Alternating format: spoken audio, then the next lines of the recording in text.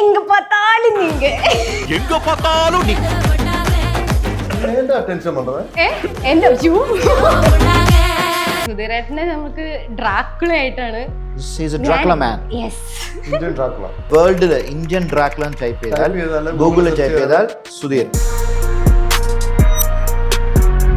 ഭയങ്കര ട്രാൻസ്ഫോർമേഷൻ ആയിരുന്നു. 15 വർഷമായിട്ട് ഈ പടത്തിന് വേണ്ടി ഡെഡിക്കേറ്റ് ചെയ്ത് നിൽക്കുകയായിരുന്നു. ഡ്രാക്കുള കഴിഞ്ഞു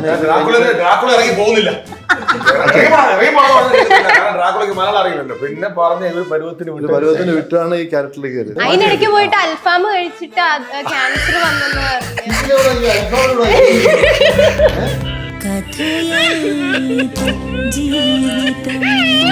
ദുബായ് പോയിട്ട് അൽഫാം കൊടുത്തില്ലായിരുന്നു. ദുബായിലൊക്കെ പോയിട്ട് എന്നെ അവിടെ അൽഫാ കടക്കാരനും കൂടെ കണ്ടം വഴി ഓടിച്ചു. ദുബായിലൊക്കെ ബുർജ് ഖലീഫ കൂടെ ഓടി, ബുർജ്മാനെ കൂടെ ഓടി, അപ്പുറത്തൊക്കെ പോയി അബുദാബി പോയി നിന്ന്, അബുദാബി ഓടി, അപ്പുറത്ത് റാസൽ ഖൈമയിൽ പോയി അപ്പുറത്ത് നിന്ന്. ഞാൻ ചോദിച്ചു എന്താ വേണ്ടേ കഴിക്കാൻ തോന്നുന്നു? അത് അൽഫാം ഉണ്ട്. എന്തോ സാധാരണ ബോഡി ബിൽഡേഴ്സ് കഴിക്കുമ്പോൾ കരിഞ്ഞ ഭാഗം എല്ലാം പിച്ച് കൂട്ടിട്ട് കളയും, കരിഞ്ഞത്. ഇത് ഞാൻ ആ കരിഞ്ഞത് കൂടെ അപ്പൊ ഒരുപാട് കരി അകത്തുള്ളൂ. കുറച്ച് നന്നായി വന്നിട്ടുണ്ട്, നന്നായിട്ടുണ്ട്. അതിനെപ്പറ്റി ഞാനല്ലോ പറയുന്നത്. എന്തോ കുത്തി പറയുന്ന പോലെ എനിക്ക് ഫീൽ ചെയ്യുന്നുണ്ട് കേട്ടോ. അതല്ല, സീരിയസ് നന്നായി ചെയ്തിട്ടുണ്ട്. നല്ല നല്ല ഇമോഷണൽ ആയിട്ടുള്ള കുറെ സീക്വൻസുകളുണ്ട്. ഇത് പറ്റിയെന്നറിയില്ല, നന്നായിട്ട്. അല്ല, അത് ഞാനും ആലോചിച്ചത് ഇത് എങ്ങനെ പറ്റിയെന്നറിയില്ല. അതായത് ഈ സിനിമ മുഴുവൻ ഞാൻ ചെയ്തത് അത്യുപ്രത്യക്ഷനായിട്ടാണ്. ഒന്ന് പറഞ്ഞു നോക്കിയാൽ ദൈവമേ, മൂർഖനെയാണല്ലോ ചവിട്ടിയത്. എന്താ അത്യുപ്രത്യക്ഷണൻ. അത്യപ്രത്യക്ഷണൻ. അതല്ല, തമിഴ് പടം കഴിഞ്ഞിട്ട് ചാലക്കുടിയിൽ നിന്ന് എയർപോർട്ടിൽ നിൽക്കായിരുന്നു. എനിക്ക് ഫോൺ അടിച്ചപ്പോൾ പുള്ളി ഫോണിൽ പറഞ്ഞു. ഞാൻ പറഞ്ഞു എന്താ ഇതിൽപ്പെട്ടാന്ന് വെച്ചു. എവിടെയാണെന്ന് വെച്ച്. ചെന്നൈയിലാണ്. ചെന്നൈയില്ല, ഞാൻ കൊച്ചി എയർപോർട്ടിലുണ്ടാ. എവിടെ പോകണം? തിരിച്ച് മടങ്ങി പോകണമെന്ന് പറഞ്ഞു.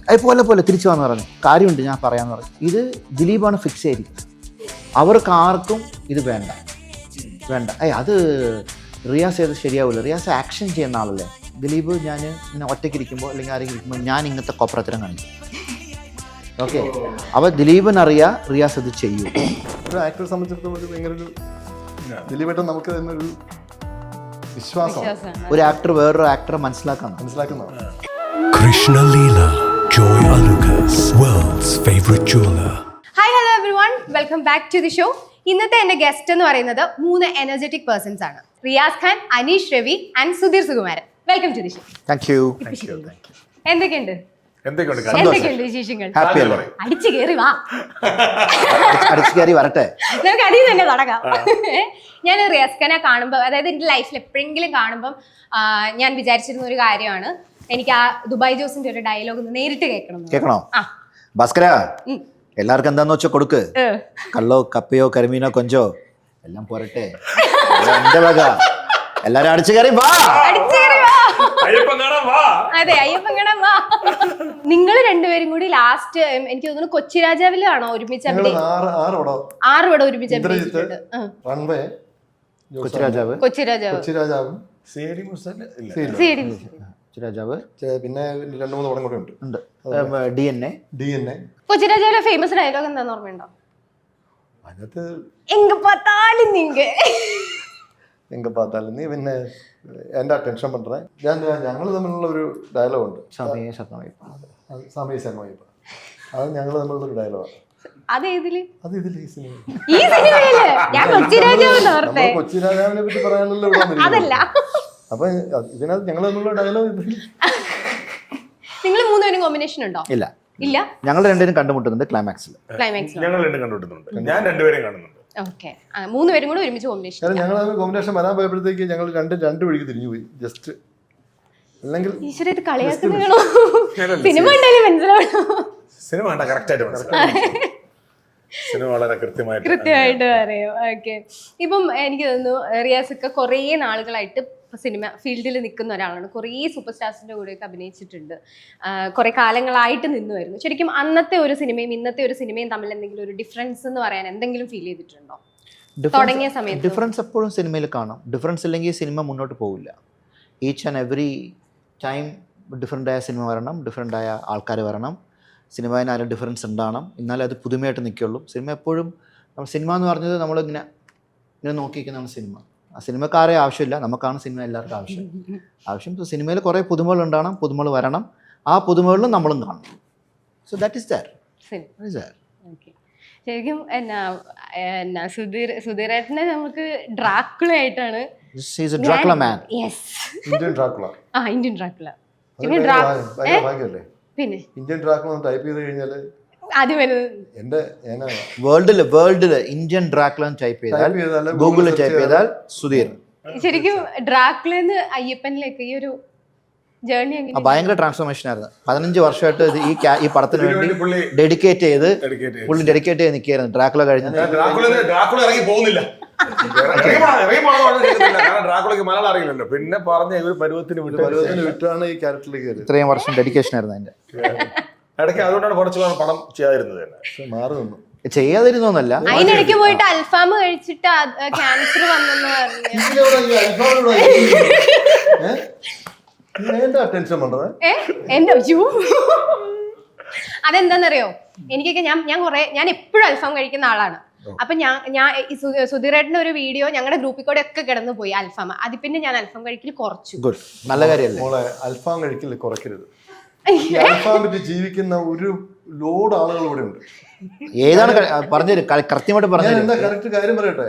ഇവിടെ ഞങ്ങള് ബോഡി ബിൽഡേഴ്സ്, കാരണം ഞാനൊരു എക്സ് ബോഡി ബിൽഡർ ആയിരുന്നു.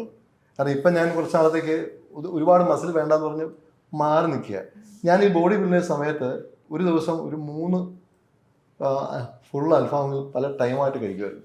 അപ്പം ഞാൻ എന്ത് ചെയ്യും, സാധാരണ ബോഡി ബിൽഡേഴ്സ് കഴിക്കുമ്പോൾ കരിഞ്ഞ ഭാഗം എല്ലാം പിച്ച് തൂരിട്ട് കളയും, കരിഞ്ഞത്. ഇത് ഞാൻ ആ കരിഞ്ഞതോടെ എടുത്തു. അപ്പോൾ ഒരുപാട് കരി അകത്ത് പോയി. അതിൽ നിന്ന് ഏതൊരു ഡോക്ടർ പറയുന്നുണ്ട് അത് നമ്മുടെ ശരീരത്തിന് കേടാണ്, പല പല മാറ്റങ്ങളുണ്ട്. അല്ലാതെ അൽഫാം അല്ല കേട്ടോ. അൽഫാം എന്ന് പറഞ്ഞാൽ പ്രോട്ടീനാണ്. അതായത് ഒരുപാട് മസാല ചേർക്കാതെ നല്ല രീതിയിൽ ഉണ്ടാക്കിയെടുക്കുന്ന അൽഫാം ബോഡി ബിൽഡേഴ്സ് എല്ലാവരും കഴിയും. ലെഗ് പീസ് അല്ല, ബ്രസ്റ്റ് പീസ് അല്ലേ? ഇപ്പൊ പുള്ളി കഴിക്കുന്നത് കോഴി വാങ്ങിയിട്ട് തോല് എത്തി കളഞ്ഞിട്ട് വെള്ളത്തിൽ കഴുകിയിട്ട് കഴിക്കണം. സിമ്പിൾ. അത് ഞാൻ പറഞ്ഞത് ഒരു നല്ല കാര്യമാണ്. അത് വളച്ചൊടിച്ച് അൽഫാം കഴിക്കരുതെന്ന് പറഞ്ഞു കഴിഞ്ഞാണല്ലോ, അത് ശരിയാ. വയറ്റത്തടിക്കുന്ന നമ്മൾ ഒരാളെ നമ്മൾ അത്താഴം മുടക്കാൻ നമ്മൾ ആരുമല്ല. ശരിക്കും പക്ഷെ അങ്ങനെ പോയത് അതാ പോയതെന്ന് വെച്ചാൽ അങ്ങനെ നിങ്ങൾക്ക് വേണ്ടത് കണ്ടന്റ് ആണല്ലേ. ആ കണ്ടന്റ് എടുത്തിട്ട് നിങ്ങൾക്ക് അൽഫാം കഴിക്കരുത് എന്ന് പറഞ്ഞാൽ വന്നാലും ആളുകൾ ശ്രദ്ധിക്കുള്ളൂ. ദുബായ് പോയിട്ട് അൽഫാം കൊടുത്തുള്ള കാര്യം. ദുബൈയിലൊക്കെ പോയിട്ടേ എന്നെ അവിടെ അൽഫാം കടക്കാരനെ കൂടെ കണ്ടം വഴി ഓടിച്ചിട്ടുണ്ട്. ദുബൈയിലൊക്കെ ബുർജ് ഖലീഫ കൂടെ ഓടി, ബുർജുമാനെ കൂടെ ഓടി, അപ്പുറത്തൊക്കെ പോയി അബുദാബി പോയി നിന്ന്, അബുദാബി ഓടി, അപ്പുറത്ത് റാസൽ ഖൈമയിൽ പോയി, അപ്പുറത്ത് നിന്ന് വലിയ പ്രശ്നമായിരുന്നു. ഞാൻ ചോദിച്ചു എന്താ വേണ്ടേ കഴിക്കാൻ, എന്താ വേണ്ടേ? നമ്മൾ അൽഫാം ഉണ്ടോ? എന്തോ എയർപോർട്ടിൽ വന്നപ്പോൾ അറബി പറഞ്ഞു ആൾ മുഷ്കിൽ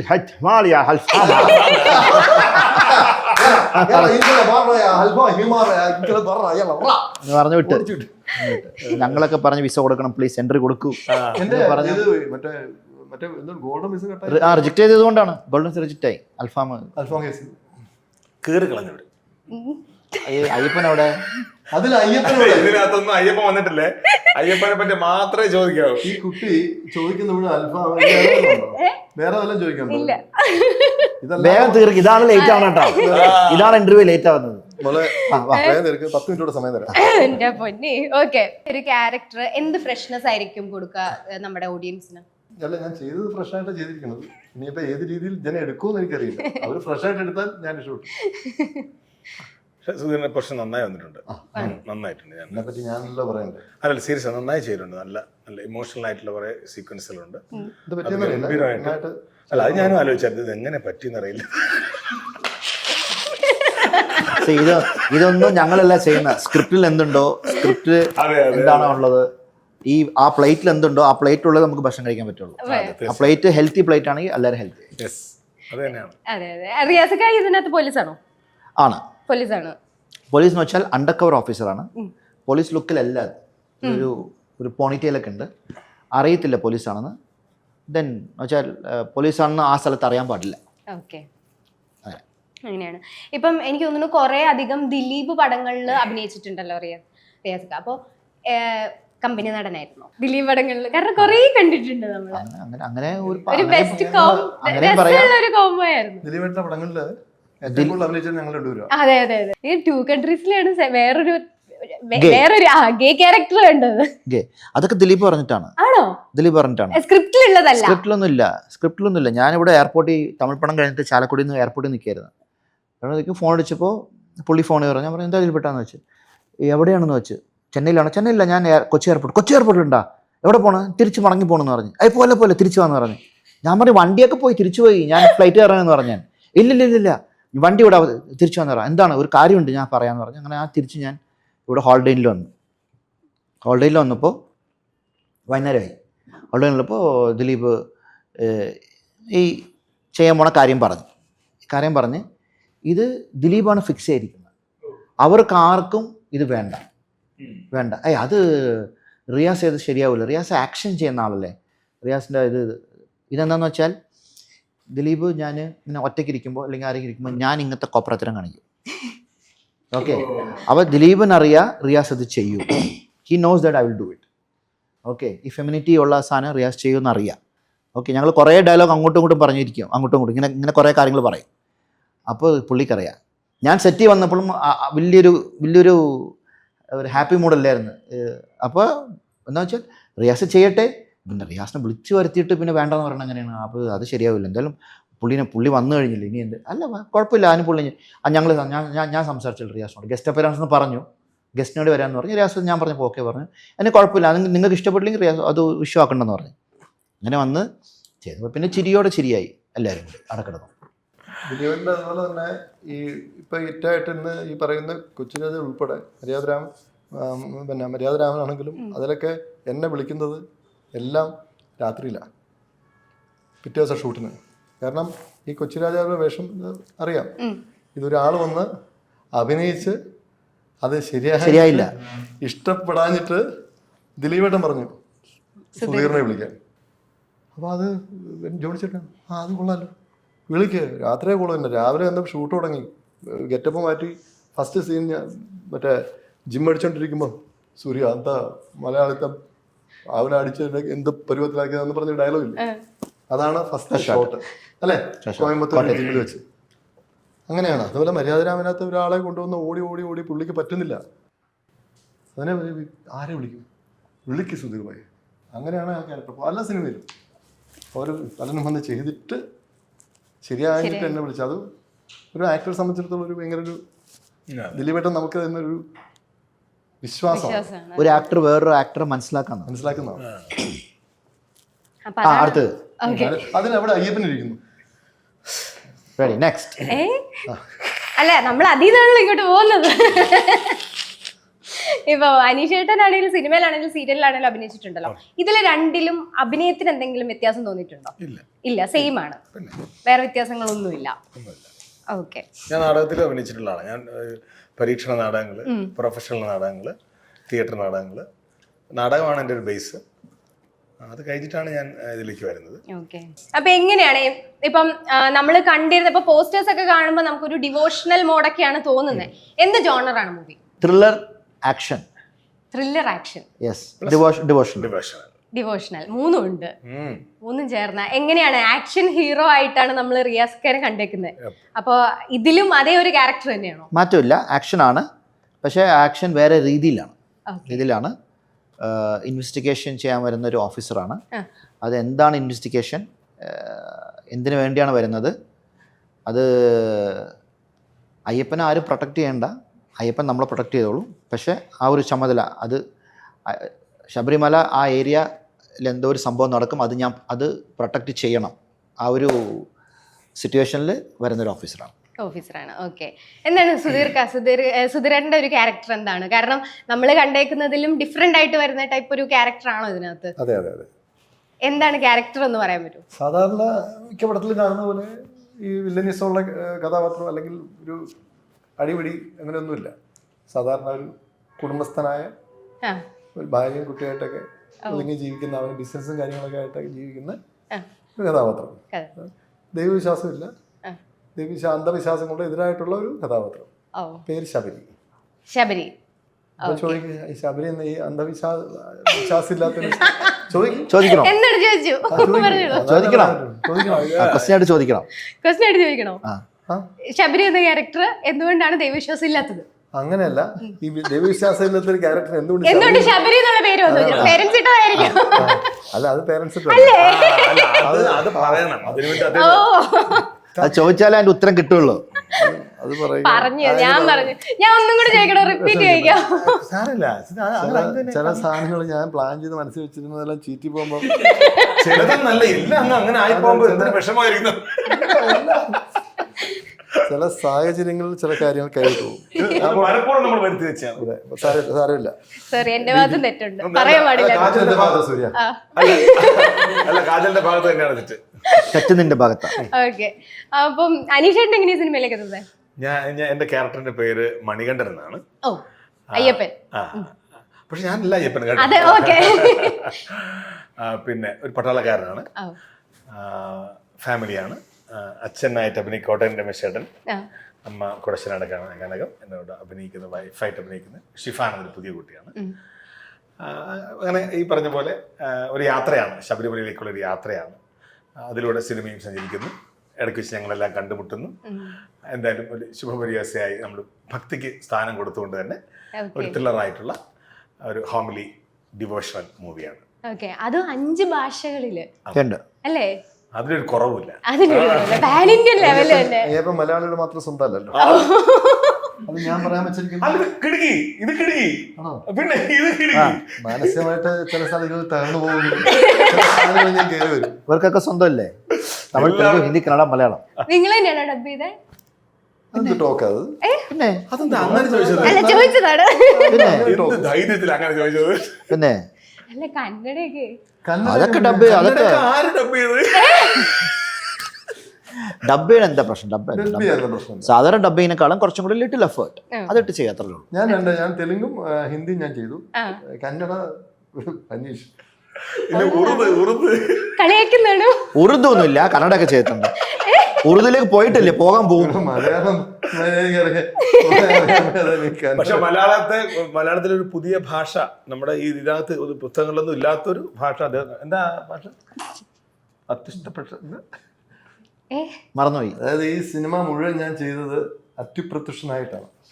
അതായത് ഈ സിനിമയുടെ ഓരോ സീനിലും ഞാൻ ആ ഒരു സ്റ്റാൻഡാണ്. അല്ല, അത് അങ്ങനെ ചെയ്തുകൊണ്ട് അതിന്റെ ഒരു റിസൾട്ട് ഈ സിനിമയിൽ ഉണ്ടാവും. അപ്പൊ അതിന് അർത്ഥം ചോദിക്കാൻ എന്താ? അതെനിക്ക് മനസ്സിലായി. അത് കഴിഞ്ഞിട്ട് ചോദിക്കാന്ന് ഓർത്തു. അത് ഒന്ന് പറഞ്ഞു നോക്കിയാ വീട്. എന്താ അത്യുപ്രത്യക്ഷനൻ? അത്യുപ്രത്യക്ഷനൻ. പൊളി. ഇനി പുതിയ എഴുതി പഠിച്ചിട്ടില്ല. ഞാനും പഠിച്ചിട്ടില്ല. അതിന്റെ അർത്ഥം കൂടെ പറഞ്ഞു, എനിക്ക് മനസ്സിലായിട്ടില്ല. ഇതൊക്കെ അർത്ഥം അറിഞ്ഞിട്ടാണോ ഓരോ അധികമായിട്ടുള്ള പ്രത്യക്ഷതയുള്ളവൻ. അധികമായിട്ടുള്ള പ്രത്യക്ഷതയുള്ളവനായിട്ട്. അധികം ഓക്കെ, മനസ്സിലായി. മറ്റേത് മനസ്സിലായിട്ടില്ല. പ്രത്യക്ഷമുള്ളവൻ ഞാൻ കണ്ടുപിടിച്ചോണ്ടിരിക്കുന്നു. പ്രത്യക്ഷമായിട്ടുള്ളവൻ ആരാണോ അവൻ ബഹുബ്രീഹി സമാസമാണ്. ശരി, ഓക്കെ. നമുക്ക് വിഷയത്തിൽ നിന്ന് നമ്മൾ സിനിമയിൽ നിന്ന് തന്നെ അതെ, അതിലൂടെ അയ്യപ്പനിലേക്ക് വരുമോ? സന്നിധാനത്തൊക്കെ ഷൂട്ട് ഉണ്ടായിരുന്നു. എരുമേലിയിലുണ്ടായിരുന്നു, സന്നിധാനത്തുണ്ടായിരുന്നു, പമ്പയിലുണ്ടായിരുന്നു. പിന്നെ കൂടാതെ നമ്മൾ ചില ഷോട്ടുകൾ നമ്മൾ മടത്തറ കാടുകളിൽ അല്ലാത്ത ഫോറസ്റ്റുകളിലൊക്കെ പോയിട്ടുണ്ടായിരുന്നു. പിന്നെ രാജസ്ഥാനിലുണ്ടായിരുന്നു ഷൂട്ട്, മുംബൈയിലുണ്ടായിരുന്നു. അപ്പൊ അത് ത്രില്ലറോട് ആയതുകൊണ്ടാണ് അങ്ങനെ വരുന്നത്. നമ്മുടെ ഒരു ക്യാരക്ടറിന്റെ ഓരോ സ്ഥലത്താണല്ലോ എൻട്രി വരുന്നത്. ഇത്രയും ഉള്ളതുകൊണ്ടാണ് പാൻ ഇന്ത്യൻ. അത് തന്നെ ഞാൻ പറയാൻ തുടങ്ങിയിരുന്നു. ഇത്ര സ്ഥലങ്ങളിൽ ഷൂട്ട് ചെയ്തുകൊണ്ട് പാൻ ഇന്ത്യൻ തന്നെ. Krishna Leela, Joy Alucas, world's favorite jeweler.